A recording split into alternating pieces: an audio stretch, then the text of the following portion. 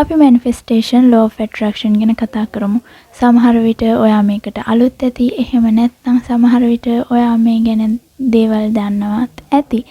ඒ කොහොම වුණත් මම බලාපොරොත්තු වෙනවා මේක ටිකක් විශාල පරිමාණයෙන් කතා කරන්න. මම බලාපොරොත්තු වෙනවා මේ manifestation law of attraction, මේ law of vibration, law of assumption මේ වගේ එක නම් වලින් මේ කතා කරන දේ ගැන තවත් විස්තර කරන්න.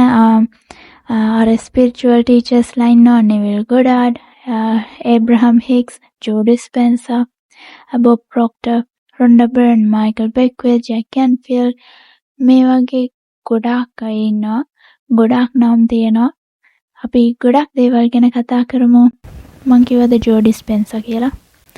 ඉතින් මේ හැමෝම උගන්වන දේවල් හැම දෙයක්ම මම පැහැදිලිව විස්තර කරන්න බලාපොරොත්තු වෙනවා. එහෙනම් මේ channel එකත් එක්ක එකතු වෙලා ඉන්න, subscribe කරලා තියාගන්න. මම බලාපොරොත්තු වෙනවා උපරිම අඩුම සතියකට එක වීඩියෝ එකක්වත් දාන්න.